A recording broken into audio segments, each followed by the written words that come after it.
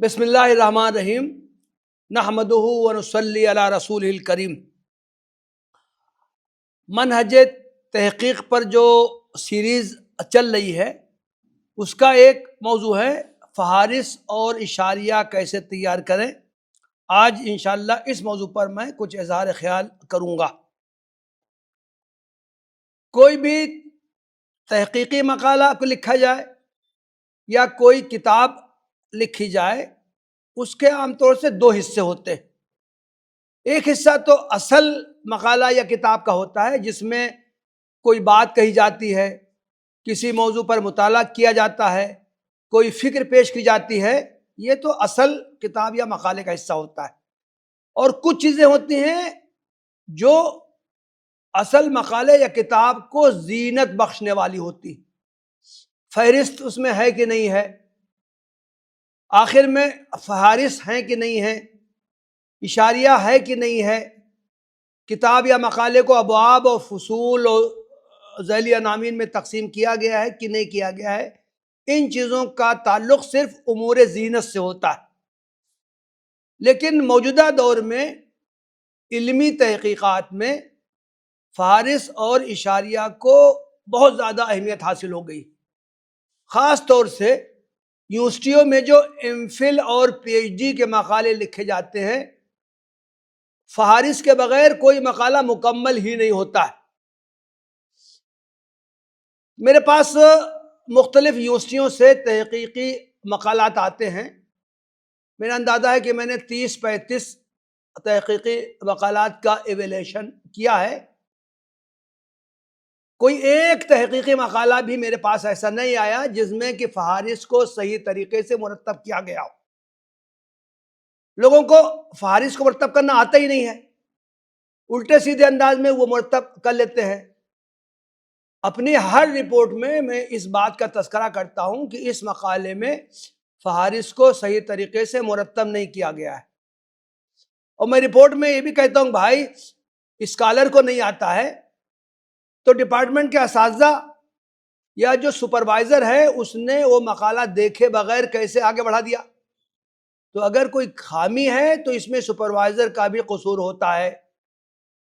تو عام طور سے ہم لوگ جو کتابیں جو تیار کرتے ہیں اس میں تو فہارس کا اہتمام نہیں ہوتا ہے، لیکن جو دوسری چیز ہے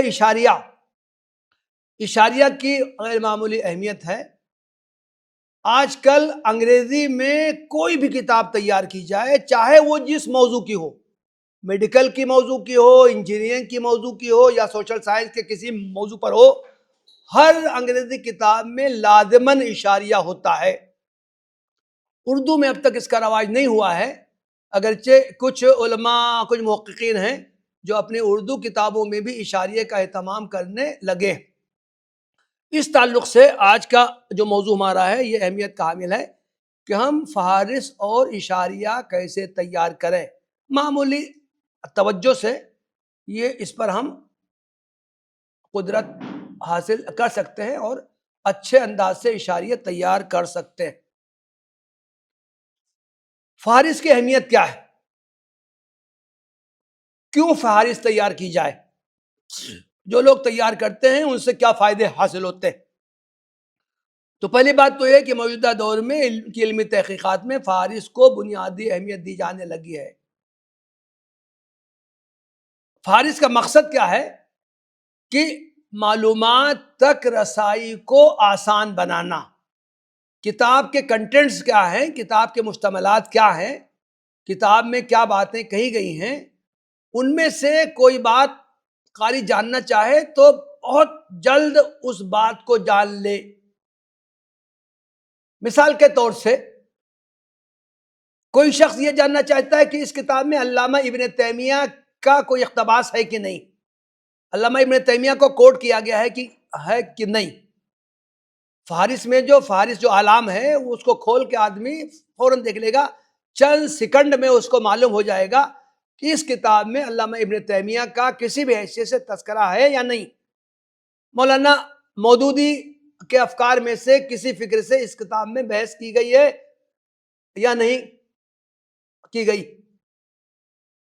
اسی طرح موضوعات، اسلام اور بین الاقوامی تعلقات، اس موضوع پر اس کتاب میں کوئی بات آئی ہے یا نہیں آئی؟ اماکن کو لے لیجئے، حرمین، مکہ، مدینہ، ان کا کہیں کوئی تذکرہ اس کتاب میں آیا ہے کہ نہیں آیا ہے؟ تو فہارس میں جتنے ٹاپکس آتے ہیں ان میں سے کسی ٹاپک کے بارے میں کوئی قاری جاننا چاہے تو چند سیکنڈوں میں وہ جان سکتا ہے کہ اس کتاب میں یہ موضوع زیر بحث آیا ہے یا نہیں آیا ہے۔ تو اس کے نتیجے میں قاری کا اچھا خاصا وقت بچ جاتا ہے۔ اگر یہ فہارس کسی کتاب میں تحقیق مقالے میں نہیں ہے تو قاری کو اس کو الٹنا پڑنا پڑے گا، فہرست دیکھنی پڑیں گی، اور پھر دیکھنا پڑے گا ادھر ادھر ابواب فصول کو دیکھ کے کہ اس میں وہ بات ہے یا نہیں ہے۔ تو اس طرح فہارس کے نتیجے میں قاری کا اچھا خاصا وقت بچ جاتا ہے۔ تو گویا کہ فہارس کے دو فائدے ہیں، ایک تو معلومات تک رسائی کو آسان بنانا، اور قاری کا وقت بچا لینا، یہ اس کے دو اہم تر فائدے۔ فہرست کس کی چیز کی عام طور سے بنائی جاتی؟ تو یہ 7 نکات میں نے لکھے ہیں۔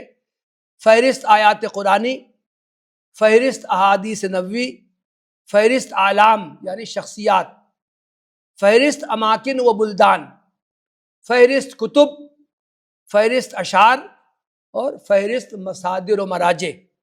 تو عام طور سے تحقیقی مقالات میں جو آخر میں فہرست کا جو کالم ہوتا ہے اس میں ان 7 چیزوں کی فہرستیں تیار کی جاتی ہیں۔ میں ایک ایک کے بارے میں کچھ باتیں آپ سے عرض کروں گا۔ آیات قرآنی کی فہرست کیسے مرتب کی جائے؟ اس فہرست کو حروف تہجی کی ترتیب سے نہیں بنانا ہے۔ آیات قرآنی کی فہرست کو مصحف کی ترتیب سے بنانا ہے۔ مصحف میں صورتیں کس ترتیب سے ہیں؟ سورہ فاتحہ، سورہ البقرہ، سورہ آل عمران، سورہ النساء۔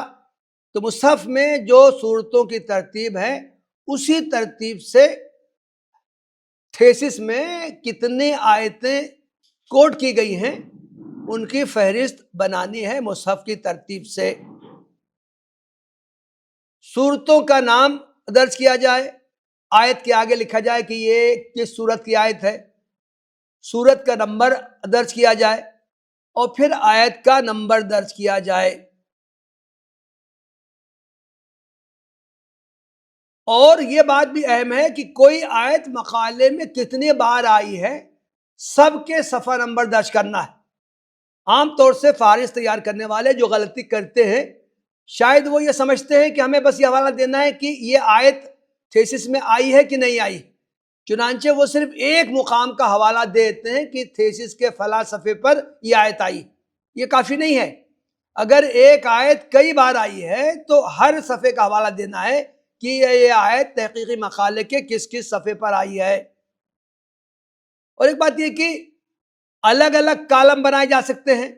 آیت لکھا جائے، اگلے کالم میں سورت کا نام لکھا جائے، اگلے کالم میں سورت کا نمبر لکھا جائے، اگلے کالم میں آیت کا نمبر لکھا جائے، اور آخری کالم میں یہ آیت کس کس صفحے پر آئی ہے یہ لکھا جائے۔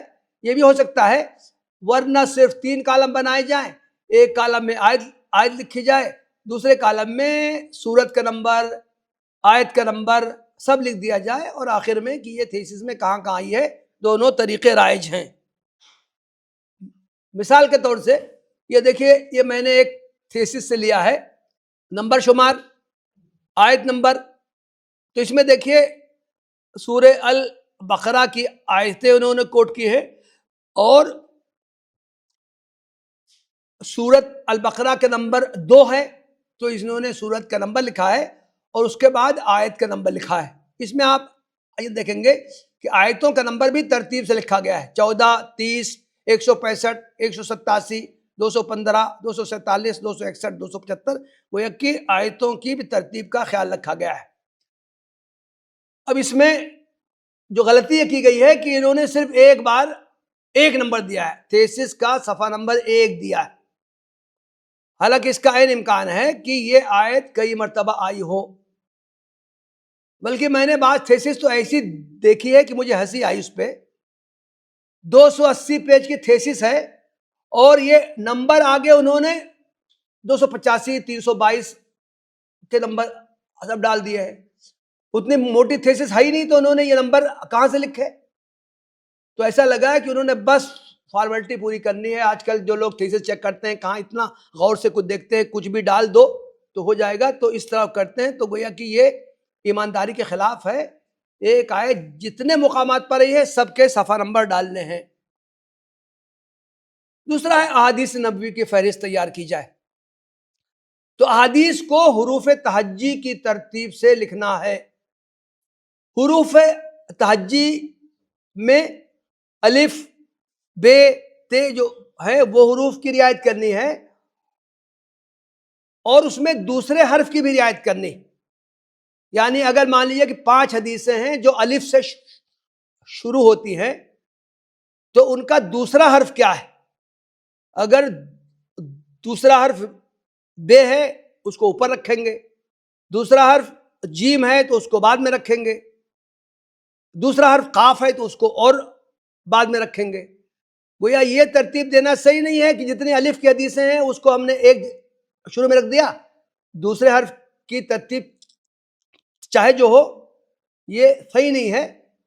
دوسرے حرف اگر دوسرا حرف بھی مان لیجیے کہ بے ہے تو پھر تیسرے حرف کی رعایت کی جائے گی، گویا کہ اس میں بھی ترتیب کا خیال رکھا جائے گا. دوسرا حوالہ کا طریقہ ہے کہ حدیث کا مکمل حوالہ درج کیا جائے.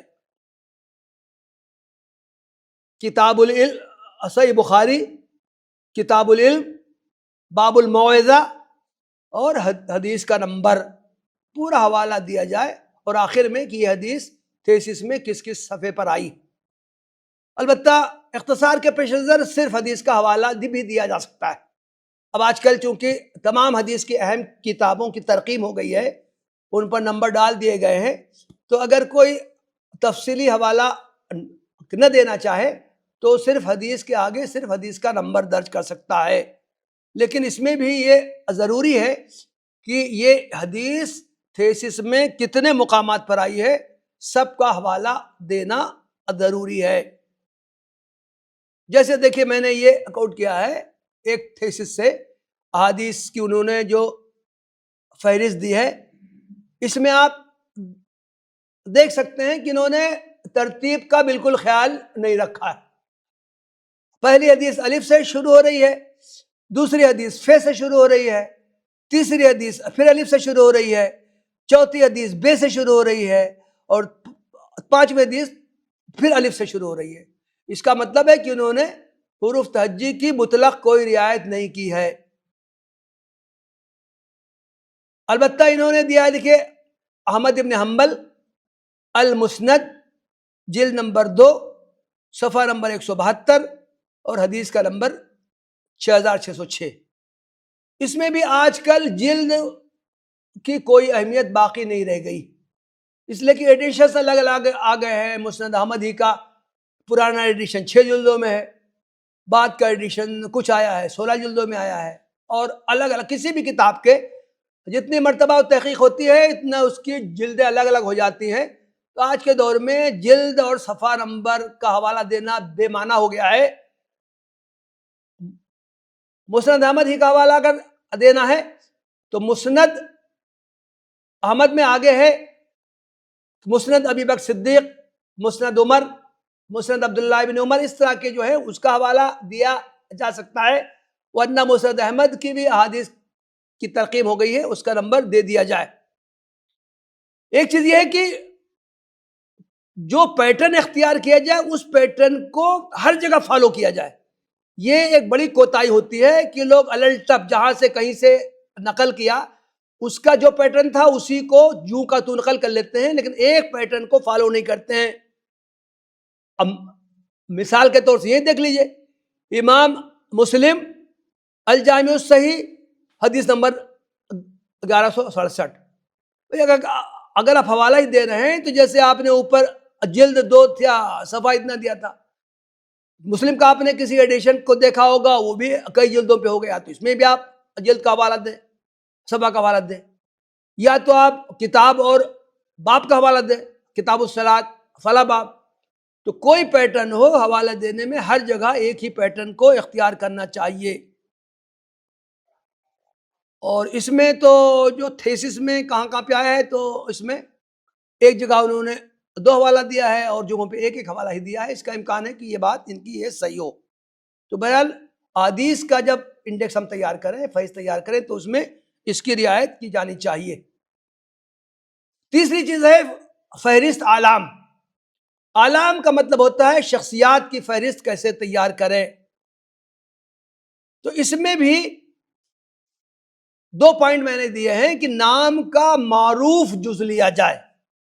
لمبا نام ہوتا ہے، اس میں سے جس لفظ سے مصنف کا تعارف ہوتا ہے اس لفظ کو شروع میں لکھا جائے اور بعد میں اس کا پورا نام لکھا جائے. مثال کے طور سے ابو زید عبد الرحمن ابن محمد ابن خلدون، یہ پورا نام ہے لیکن ان کی شہرت ابن خلدون کے نام سے ہے، اس لیے شروع میں ابن خلدون کو لکھا جائے. احمد ابن علی ابن محمد ابن حجر اسقلانی، یہ ابن حجر کے نام سے مشہور ہیں، اس لیے ابن حجر کے نام سے آغاز کیا جائے اور بعد میں پورا نام دیا جائے. تو اس طرح کے نام کچھ جو اکٹھا ہو جائیں تو پھر اس میں ابن، ابو، تو ظاہر ہے کہ الف بے نون آتا ہے، الف بے واو آتا ہے، تو ابو والے جو نام ہیں ان کو ہم بعد میں رکھیں گے اور ابن والے نام شروع میں رکھیں گے. اب اس میں بھی دیکھیے ابن خلدون میں ابن کے بعد خے آیا ہے اور دوسرے میں ابن کے بعد ہے آیا ہے.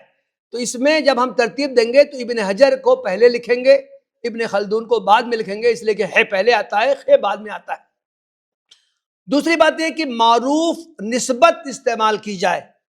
کچھ لوگ جو ہیں اپنے نام کے بجائے یا ابنیت کے بجائے نسبت سے معروف ہوتے ہیں. مثال کے طور سے طبری، ابو جعفر محمد ابن جریر طبری، لیکن یہ طبری کی جو نسبت ہے اس سے وہ زیادہ معروف ہیں، اس لیے طبری شروع میں لکھا جائے. حمید الدین فراہی، تو فراہی کی نسبت سے مشہور ہے، فراہی کے لفظ پہلے لکھا جائے اور حمید الدین بعد میں لکھا جائے. اب سید ابو الاعلیٰ مودودی، مودودی کے نام سے شہرت ہے، اس لیے مودودی کو شروع میں رکھا جائے اور بعد میں اب سید ابو الاعلیٰ لکھا جائے. اب یہ 3 نام ہیں، اسی میں دیکھیے اگر ان کو ترتیب سے لگانا ہے تو پہلے نام کا پہلا حرف ہے تو، دوسرے کا ہے فے اور تیسرا کا ہے میم. تو اس میں گویا کہ ترتیب موجود ہے، حروف تہجی کی ترتیب موجود ہے، اس لیے اس کو جوں کا توں رکھا جائے گا. تو یہ جب فہرست اعلام تیار کریں تو اس میں ان 2 باتوں کی رعایت کرنی ضروری ہوتی ہے. یہ میں نے کچھ مثالیں دی ہیں، دیکھیں اس میں بھی کیا کوتاہی ہے. احمد حسن زیات، آگے میں بتاؤں گا کہ ناموں میں اگر کوئی نام 3 الفاظ پر مشتمل ہے تو لوگ کرتے ہیں کہ تیسرے لفظ کو شروع میں لے آتے ہیں. تو یہ ہونا چاہیے الزیات احمد حسن. جو نام 2 الفاظ پر مشتمل ہوتے ہیں ان کو جوں کا توں رکھا جاتا ہے. اب اس میں دیکھیے علامہ البانی، امام بخاری، امام ترمذی، تقی عثمانی، توفیق البائی، جاہز علامہ جرجانی. بھائی اگر آپ نے علامہ جرجانی لکھا تھا تو آپ علامہ جاہز بھی لکھ سکتے تھے. البانی صاحب کا پورا نام کیوں نہیں لکھا؟ پورا لکھتے محمد ناصر الدین البانی. اور ایک بات یہ ہے کہ یہ جب فہرست بنائی جاتی ہے تو اصل نام کے مطابق بنائی جاتی ہے. یہ القاب جو ہے علامہ، مولانا، ڈاکٹر، پروفیسر، اس سے فہرست نہیں بنائی جاتی، اصل نام سے بنائی جاتی ہے. اور یہ القاب جو ہیں، یہ نسبتیں ہیں جو ہیں وہ بعد میں لکھی جاتی ہیں. تو اس کی بھی اس میں رعایت نہیں کی گئی. البتہ اس میں یہ ہے کہ تھیسس میں یہ نام کہاں کہاں پہ آئے ہیں تو اس میں اس کی رعایت کی گئی ہے کہ تھیسس میں اگر 1 سے زیادہ مقامات پر نام آئے ہیں تو اس کے صفحہ نمبر درج کیے گئے ہیں. لیکن یہ ناموں کی فہرست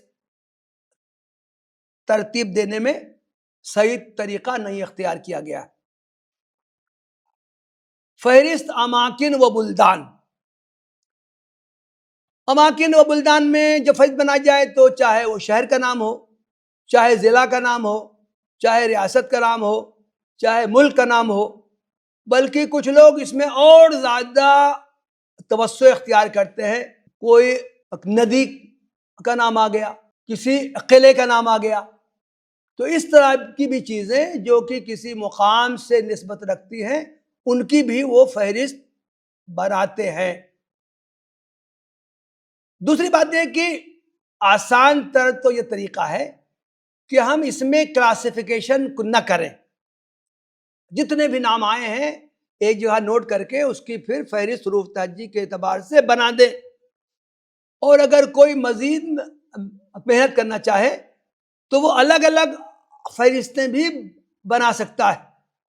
ملکوں کے نام کی الگ بنا دے فہرست، شہروں کے نام کی الگ بنا دے فہرست، ندی نالوں کی الگ بنا دے. اس طرح کی الگ الگ بھی فہرستیں بنائی جا سکتی ہیں. لیکن آسان یہ طریقہ ہے جتنے بھی اماکن اور بلدان کے نام آئے ہیں اس کی رعایت کیے بغیر کہ وہ ضلع کا نام ہے، شہر کا نام ہے، ملک کا نام ہے، کیا ہے، وہ اس کی ایک فہرست، جامع فہرست ایک بنا سکتا ہے. اشعار، ادبی جو مقالات ہوتے ہیں، کسی جو شخصیت پر کام کیا جاتا ہے، اگر وہ شاعر ہے تو اس کے گویا کہ تھیسس میں اگر بہت سے اشعار آئے ہیں تو ان کی بھی کچھ لوگ فہرست تیار کرتے ہیں. اس میں تو ایک تو یہ کریں کہ ہم اگر کئی زبانوں کے اشعار آئے ہیں تو الگ الگ زبانوں کے اشعار کی فہرست بنائیں. اور دوسری بات یہ کہ اگر کئی اشعار آئے ہیں تو اس کے صرف پہلے ہی مصرعے کے اعتبار سے فہرست تیار کریں. ہر شعر کے پہلے مصرعے کو دینے کی ضرورت نہیں ہے. اگر کسی نے کہیں پر کوئی ایک قصیدہ نقل کیا ہے تو اس کا حوالہ دینا، صرف اس کے پہلے مصرعے کا حوالہ دینا ہی کافی ہوگا. اس لیے کہ اس سے یہ اندازہ ہو جائے گا کہ تھیسس میں آدمی الٹ پلٹ کے دیکھ لے گا کہ یہ اس قصیدے کا صرف ایک ہی شعر استعمال کیا گیا ہے یا پورا قصیدہ استعمال کیا گیا ہے، وہ معلوم ہو سکتا ہے. اس لیے ہر شعر کی فہرست بنانے کی ضرورت نہیں ہے. اگر کسی ایک مقام سے ایک سے زیادہ اشعار ہی اکٹھا کر دیا گیا ہے، قصیدہ پورا نقل کر دیا گیا ہے، تو صرف اس کا پہلے مصرعے کا شعر بنانا کافی. اب دیکھیں یہ بھی میں نے ایک تھیسس سے لیا ہے. عباراتنا شتیٰ وحسنک واحد، عین سے یہ شعر شروع ہو رہا ہے. اگلا شعر ہے جو الف سے شروع ہو رہا ہے، اکلت حنیفۃ ربہا. تیسرا شعر جو ہے واو سے شروع ہو رہا ہے، وسار بنا یغوث. تو اس میں سب غلطی ہے. ترتیب ہونی چاہیے کہ نمبر 2 والا جو ہے اس کو شروع میں آنا چاہیے، نمبر 1 والا جو ہے نمبر 2 پہ آنا چاہیے، اور نمبر 3 والا جو ہے وہ اپنے مقام پہ رہے گا. تو اس لیے اس میں بھی پہلا مصرعہ ہے وہ کس حرف سے شروع ہو رہا ہے اس کے اعتبار سے یہ تیار کرنا چاہیے.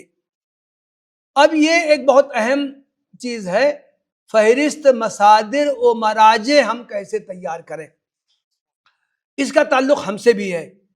اب تک میں نے جو فہرستیں بیان کی ہیں عام طور سے وہ ایم فل یا پی ایچ ڈی کے تحقیقی مقالوں میں وہ فہرستیں ہوتی ہیں، لیکن یہ فہرست مصادر و مراجع کا تعلق تو ہم میں سے ہر شخص سے ہے. جس نے کوئی کتاب تیار کی ہے اس کو یہ فہرست تیار کرنی ہوتی. اس میں ایک چیز تو ہے کہ فہرست مصادر و مراجع عام طور سے آخری میں درج کی جاتی. دوسری اہم چیز یہ ہے کہ فہرست مصادر و مراجع میں ہم ان کتابوں کا بھی حوالہ دے سکتے ہیں جن کا کوئی اقتباس، کوئی حوالہ تھیسس میں نہیں آیا ہے، لیکن ہم نے اس سے استفادہ کیا ہے اور اس کا مطالعہ کر کے اپنی فکر کو اپنے ذہن میں سیٹ کر کے اور اس کو صفحہ قرطاس پر اتارنے میں ہم نے حصہ لیا ہے. اس کتاب کا حوالہ تھیسس میں نہیں آیا ہے، نہ مصنف کا آیا ہے، نہ کتاب کا نام کہیں آیا ہے، لیکن ہم ایسی کتابوں کو بھی فہرست مراجع میں درج کر سکتے ہیں.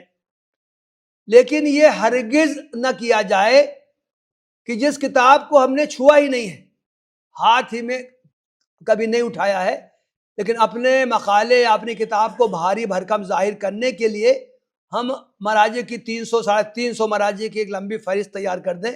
اس طرح ہم قارئین پر یہ ظاہر کریں کہ ہم نے مطالعہ بہت زیادہ کیا ہے، یہ ہرگز نہیں کرنا چاہیے۔ ہم ان کتابوں کا بھی حوالہ دیں جن کا نام مقالے میں یا کتاب میں آیا ہے، اور ان کا بھی حوالہ دیں جن سے ہم نے استفادہ تو کیا ہے لیکن ان کا نام نہیں آیا ہے۔ فہرست مصادر و مراجع کو کیسے تیار کریں؟ ایک تو یہ طریقہ ہے،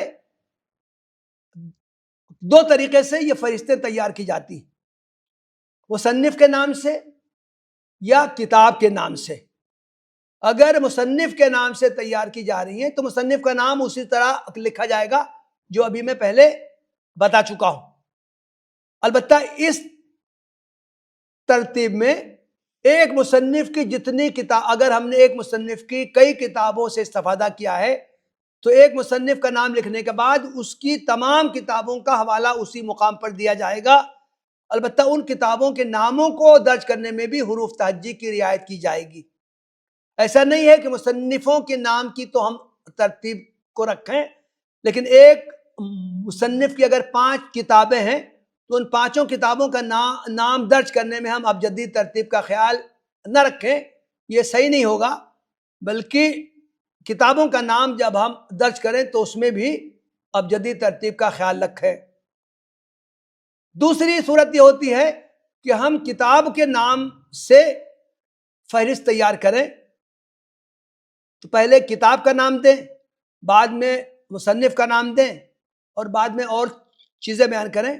اس صورت میں ظاہر ہے کہ کتابوں کا نام میں حروف تہجی، جو پہلے حرف کی رعایت، پھر دوسرے حرف کی رعایت، پھر تیسرے حرف کی رعایت، اس طرح کر کے ترتیب سے فہرست تیار کی جائے گی۔ یعنی شروع میں ان کتابوں کا نام رکھا جائے گا جو الف سے شروع ہوتی ہیں، لیکن اگر الف سے مان لیجئے کہ 10 کتابوں کا نام شروع ہو رہا ہے تو ان میں بھی ہم ترتیب کو ملحوظ رکھیں گے۔ دوسرا حرف جو ہے وہ کیا ہے، اس میں حروف تہجی کی ترتیب کیا ہے، اس کا اعتبار کریں گے۔ اگر 10 کتابیں الف سے شروع ہو رہی ہیں، دوسرا حرف اس میں 5 کتابوں میں بے ہے، تو ان 5 میں ہم دیکھیں گے کہ تیسرا حرف اس میں کیا ہے، اور پھر اس میں بھی ہم حروف تہجی کی ترتیب سے فہرست مرتب کریں گے۔ دوسری چیز یہ ہے کہ ہم موضوعاتی اعتبار سے کتابوں کی فہرست تیار کریں۔ موضوعات کا مطلب ہے کہ ہم نے چند یہ موٹے موٹے موضوعات لکھے ہیں، تفسیر و علوم قرآنی، حدیث و شروع حدیث، فقہ و اصول فقہ، سیرت نبوی، سیر صحابہ، تاریخ، لغت، ادب، یہ موٹے موٹے موضوعات کے عناوین ہیں۔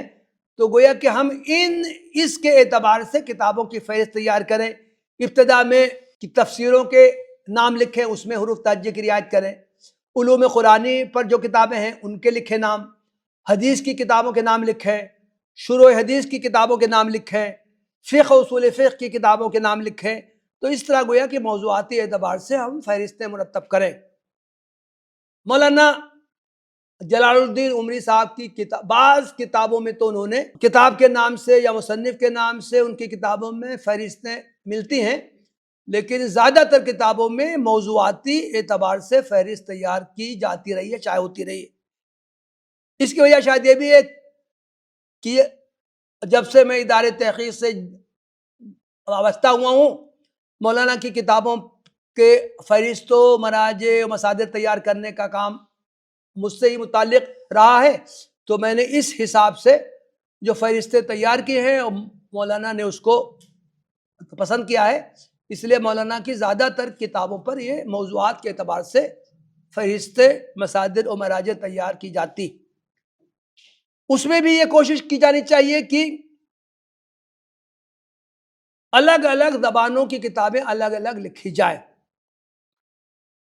جو لوگ کہ مصنف کے اعتبار سے فہرست تیار کرتے ہیں وہ تو پھر چاہے کتاب اردو میں ہو، عربی میں ہو، فارسی میں ہو، جس میں بھی ہو، وہ سب کتابوں کے نام خلط ملط ہوتے ہیں۔ اسی طرح اگر کتابوں کے نام سے ہم تیار کریں گے، موضوعاتی اعتبار سے تیار نہیں کریں گے، تو اس میں بھی مختلف زبانوں کی کتابوں کے نام آتے ہیں۔ لیکن اگر ہم موضوعاتی اعتبار سے تیار کریں گے تو پھر ہمیں یہ بھی کوشش کرنی چاہیے اس کے آگے کہ ہم مختلف زبانوں کی کتابوں کا الگ الگ ہم نام لکھیں، عربی کتابوں کی الگ فہرست تیار کریں، انگریزی کی الگ تیار کریں، اردو کی الگ تیار کریں، فارسی کی الگ تیار کریں، گویا کہ الگ الگ زبانوں کی ہم فہرستیں تیار کریں۔ میں نے بتایا کہ جب مصنف کے اعتبار سے جب فہرست تیار کریں تو ان میں مصنف کا نام کیسے لکھیں، کچھ باتیں جو پہلے آ گئی ہیں فہرست اعلام میں، اور کچھ باتیں میں نے یہاں پہ نوٹ کی ہیں۔ یہ اصول ہے کہ 3 الفاظ پر مشتمل ناموں کے آخری لفظ کو شروع میں لے آنا چاہیے۔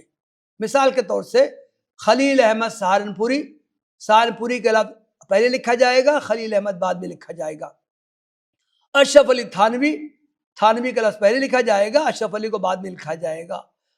امین حسن اصلاحی میں اصلاحی کو پہلے لکھا جائے گا، امین حسن کو بعد میں لکھا جائے گا، اور بیچ میں کاما لگایا جائے گا ضرور۔ کاما کے بغیر ناموں کو الٹ دینا کافی نہیں ہے۔ 2 الفاظ پر مشتمل جو نام ہے ان کو جوں کا توں لکھا جائے گا، کچھ لوگ اس کو بھی الٹ دیتے ہیں۔ سید قطب، قطب سید، کچھ لوگ لکھ دیتے ہیں۔ محمد اشرف، اشرف کاما محمد لکھ دیتے ہیں۔ کارل مارکس، مارکس کو پہلے لکھ دیں گے، کارل بعد میں لکھیں گے۔ یہ طریقہ صحیح نہیں ہے۔ جو لوگ بائبلیوگرافی تیار کرنے کے ایکسپرٹ ہیں ان کا یہ کہنا ہے کہ 2 الفاظ کے ناموں کو جو کا تو رکھا جائے گا۔ اور ایک بات یہ بتائی میں نے کہ ناموں کا جو مشہور جز ہے اس کے اعتبار سے بھی فہرستیں تیار کی جا سکتی ہیں۔ ابن کثیر، ابن جریر، ابن خلدون، ان لوگوں کو یہ الفاظ شروع میں رکھے جائیں اور کاما لگا کے باقی پورا نام آخر میں ذکر کیا جائے۔ اور یہ کہ ڈاکٹر، پروفیسر، شیخ، امام، مولانا، ان سے ناموں کو شروع نہ کیا جائے۔ اصل نام لکھنے کے بعد بریکٹ میں یہ علمی لقب جو ہوتا ہے اس کو لکھا جائے، اور ان الفاظ کا شمار اشاریہ تیار کرنے میں نہیں کیا جاتا ہے، ان کی کوئی رعایت نہیں کی جاتی ہے۔ بریکٹ کا مطلب ہی یہ ہوتا ہے کہ یہ فہرست تیار کرنے میں اس کی رعایت نہیں کی جائے گی، اس سے تعارف کے لیے یہ القاب استعمال کیے جاتے ہیں۔ مطبعی تفصیلات کیسے لکھی جائیں؟ تو میں نے عرض کیا کہ 2 طریقے رائج ہیں اور دونوں پر عمل ہو رہا ہے۔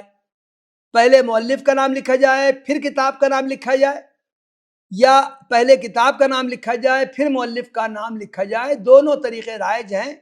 کوئی بھی طریقہ اختیار کیا جا سکتا ہے، لیکن اس میں بس یہ ضروری ہے کہ جو بھی ہم طریقہ اختیار کریں پوری تھیسس میں اسی کو فالو کیا جائے۔ یہ مناسب نہیں ہے کہ ہم نے کہیں سے حوالہ اٹھایا، اس نے جو ترتیب رکھی تھی، مصنف کا نام پہلے دیا تھا، کتاب کا نام بعد میں دیا تھا، ہم نے اس کو نقل کر لیا۔ کسی اور مقام سے کوئی حوالہ اٹھایا، اس میں کتاب کا نام پہلے تھا، مصنف کا نام بعد میں تھا، ہم نے اس کو اختیار کر لیا۔ نہیں، اس کو اپنے اعتبار سے ہم کو ری ارینج کرنا ضروری ہے۔ کوئی بھی ہم ترتیب مانیں، چاہے مؤلف کا نام پہلے دیں، کتاب کا نام بعد میں دیں، یا کتاب کا نام پہلے دیں، مؤلف کا نام بعد میں دیں، ایک پیٹرن ہمیں ہر حال میں اختیار کرنا چاہیے۔ اگر ہم مؤلف کا نام پہلے دے رہے ہیں، کتاب کا نام بعد میں دے رہے ہیں، تو مترجم کا نام کتاب کا نام درج کرنے کے بعد آئے گا۔ یہ طریقہ صحیح نہیں ہے کہ ہم مؤلف کا نام دیں پھر مترجم کا نام بھی دیتے ہیں اور پھر کتاب کا نام دیں۔ نہیں، یہ طریقہ مناسب نہیں ہے۔ مؤلف کا نام دیں پھر کتاب کا نام دیں اور پھر مترجم کا نام دیں۔ مناسب تو یہ ہے کہ جس کا ہم نے حوالہ دیا ہے، اگر ہم نے کسی ترجمے کا حوالہ دیا ہے تو کتاب کا نام جو ترجمے والا نام ہے اسی کو استعمال کرنا چاہیے۔ چاہیں تو مزید وضاحت کے لیے بریکٹ میں ہم یہ دے دیں کہ یہ فلاں اصل کتاب کا ترجمہ ہے، اس کتاب کا اصل نام یہ ہے۔ وہ ہم قوسین میں تو دے سکتے ہیں تاکہ قاری کی معلومات میں اضافہ ہو جائے، لیکن اس کو قوسین سے باہر کر کے دینا درست نہیں ہے۔ اس کے بعد ناشر کا مقام کا نام دیا جائے اور پھر مقام اشاعت کا نام دیا جائے۔ دار الکتاب العربی بیروت، پہلے ناشر کا نام لکھا جائے اور پھر مقام اشاعت کا نام دیا جائے۔ بعض لوگ یہ بھی استعمال کرتے ہیں، آج کل یہ بھی طریقہ رائج ہو گیا ہے کہ پہلے مقام اشاعت کا نام دیتے ہیں، بعد میں ناشر کا نام دیتے ہیں۔ ایک بات یہ ہے کہ تحقیق کی دنیا میں انگریزی پیٹرن کو فالو کیا جانے لگا ہے زیادہ، تو انگریزی میں بھی چونکہ یہ رائج ہے کہ پہلے مقام کا نام دیا جاتا ہے، بعد میں ناشر کا نام دیا جاتا ہے، اس کو فالو کرتے ہوئے اردو یا عربی میں بھی کچھ لوگ اس کو اختیار کرنے لگے ہیں، ورنہ مناسب یہ ہے کہ پہلے ناشر کا نام درج کیا جائے اور بعد میں مقام اشاعت درج کیا جائے، اور آخر میں سن اشاعت درج کیا جائے کس سن میں وہ کتاب شائع ہوئی ہے۔ مناسب ہے کہ کوئی ایک سن دیا جائے، دونوں سن ہجری اور عیسوی دونوں سن بھی درج کر سکتے ہیں، لیکن جو ہم سے غلطی ہوتی ہے وہ کسی جگہ ہجری سن دے دیا، کسی جگہ عیسوی سن دے دیا، تو اس سے بچنا چاہیے، یا تو ہم دونوں سن دیں یا صرف ہجری سن دیں یا صرف عیسوی سن دیں، کہیں پر کچھ، اس سے بچنا چاہیے۔ اور آخر میں ظاہر ہے کہ اگر وہ کتاب کئی جلدوں کی ہے تو جلد نمبر درج کیا جائے گا اور آخر میں صفحہ نمبر درج کیا جائے گا۔ اس تعلق سے کچھ لوگ کچھ اور چیزیں بھی کرنے لگے، مثلا جہاں وہ مصنف کا نام درج کرتے ہیں وہاں اس کی سن وفات یا سن پیدائش سن وفات دونوں درج کرتے ہیں۔ ایک پیٹرن یہ بھی عام ہو رہا ہے کہ کتاب کا نام ذکر کرنے کے بعد کتاب کا سن اشاعت فوراً قوسین میں لکھ دیا جاتا ہے، یہ بھی طریقہ رائج ہے۔ میرا عرض کرنا صرف یہ ہے کہ ہم جو بھی اپنے لیے کوئی پیٹرن خاص کریں، پوری کتاب میں اسی پیٹرن کو فالو کرنا چاہیے۔ یہ طریقہ مناسب نہیں ہے کہ ہم نے جہاں سے لیا ہے اسی کے پیٹرن کو استعمال کریں اور اس نے اپنی عقل کچھ نہ لڑائیں، اس کی وجہ سے کہیں پر کچھ ہو جاتا ہے۔ اب آخر میں کچھ باتیں میں اشاریہ کے تعلق سے میں یہ عرض کر دوں، تو میں نے عرض کیا کہ انگریزی کتابوں میں اشاریہ کو بہت زیادہ فالو کیا جاتا ہے، جو فنی کتابیں ہیں ان میں بھی، جو عام لٹریچر کی کتابیں ہیں ان میں بھی۔ اب آج کل تو انگریزی کی کوئی کتاب ایسی خالی نہیں جاتی ہے جس میں کہ انڈیکس نہ شامل کیا گیا۔ اردو کتابوں میں اس کا رواج ہو رہا ہے۔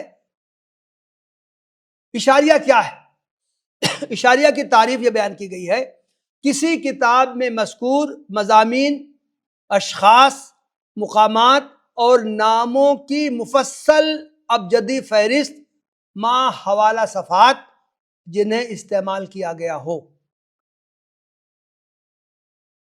مضامین کا مطلب ہے موضوعات، کیا موضوعات کتاب میں آئے ہیں اس کی جزئی تفصیلات بھی فراہم کی جائیں، اشخاص کے نام آئے ہیں، مقامات کے نام آئے ہیں اور دیگر اعلام جو ہیں جو نام آئے ہیں ان کی فہرست حروف تہجی کی ترتیب سے تیار کی جاتی ہے، اور کتاب میں ان کا ذکر کس کس صفحے پر آیا ہے وہ صفحہ فراہم کیا جاتا ہے۔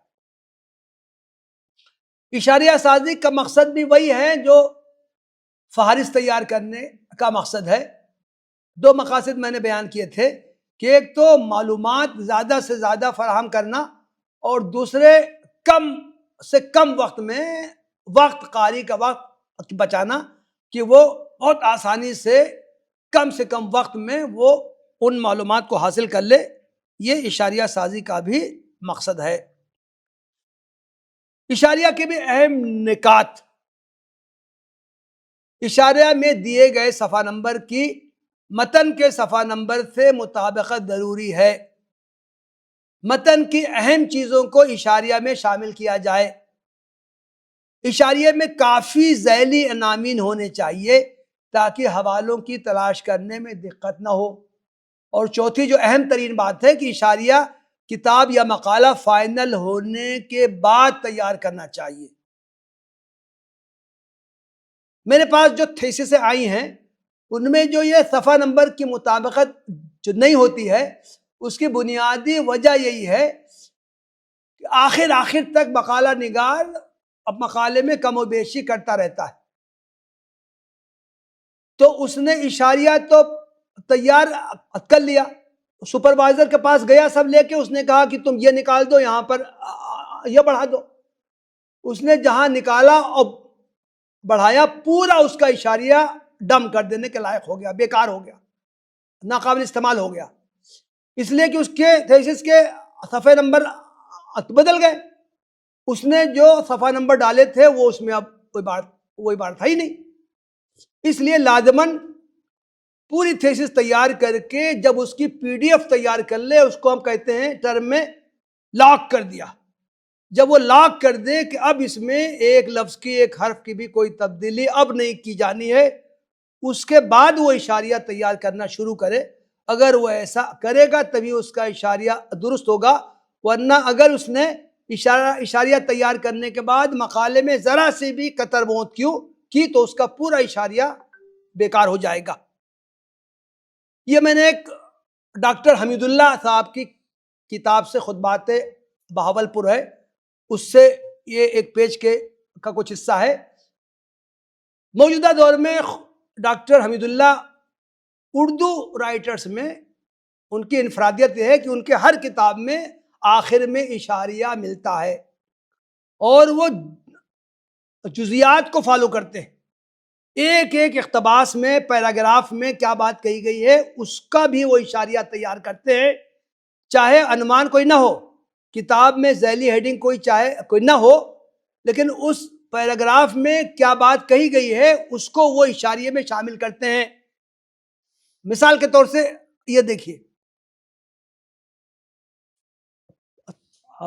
پہلے کالم میں آدم کے بعد آدم اور تعمیر کعبہ، آدم کا قانون، آدم کا مقام ارتقاء میں، آدم کی کتاب الہی، آدم کا حوا سے عرفات میں ملنا۔ تو یہ گویا کہ انہوں نے جزیات، بہت زیادہ مائنوٹ جزیات میں جا کے وہ یہ فہرست تیار کرتے ہیں۔ اس لیے ڈاکٹر حمید اللہ صاحب کی کتاب سے استفادہ کرنے میں بہت آسانی ہوتی ہے۔ کوئی بھی موضوع ہم کتاب اٹھائیں، اس میں ہمارے جو ہم مواد تلاش کر رہے ہیں وہ اس میں ہے یا نہیں ہے، چند سیکنڈوں میں ہم اس سے واقف ہو جاتے ہیں۔ یہ میں نے ایک دوسرا اشاریہ لیا ہے ڈاکٹر عبید اللہ فیض صاحب۔ ہندوستانی مصنفین میں ڈاکٹر عبید اللہ فیض صاحب نے اس کا ٹرینڈ ایک دیا ہے، وہ بھی اپنی کتابوں میں، چاہے وہ جس موضوع کی کتاب ہو، علمی کتاب ہے، سفر نامہ ہے، کوئی بھی ہے، کسی موضوع کی کتاب ہے، اس میں وہ عام طور سے اشاریہ تیار کرتے ہیں۔ یہ میں نے ان کی ایک کتاب سے نقل کیا ہے۔ تو اس سے گویا کہ تو اس اشاریے میں یہ اشاریہ حروف تہجی کی ترتیب سے تیار کیا جاتا ہے۔ اس میں وہ تقسیمیں کچھ نہیں ہوتی، آیات، احادیث، شخصیات، اماکن، بلدان، یہ سب کچھ نہیں ہوتا ہے۔ ہر لفظ، کوئی موضوع کا لفظ ہو، کسی کا ہو، کوئی نام ہو، کتاب کا نام ہو، مصنف کا نام ہو، شعر کا نام ہو، یا کوئی موضوع ہو، کوئی بات ہو، کسی طرح کا بھی ہو، اشاریے میں صرف اور صرف حروف تہجی کی پابندی کی جاتی ہے۔ حروف تہجی کی ترتیب سے اشاریہ مرتب کیا جاتا ہے۔ البتہ اس میں ذیلی جو عناوین ہوتے ہیں، جیسے میں نے بتایا کہ آدم اشاریے کا ابتدائی لفظ ہے۔ آدم کے بارے میں اور جو باتیں ذیلی ہیں، جزئی ہیں، وہ انہوں نے آدم ہی کے انڈر میں حروف تہجی سے بیان کر دیا ہے۔ تو گویا کہ اشاریے میں کوئی ذیلی عناوین کچھ نہیں ہوتے ہیں، اشاریہ صرف اور صرف حروف تہجی کی ترتیب سے تیار کیا جاتا ہے۔ وآخر دعوانا الحمدللہ رب العالمین۔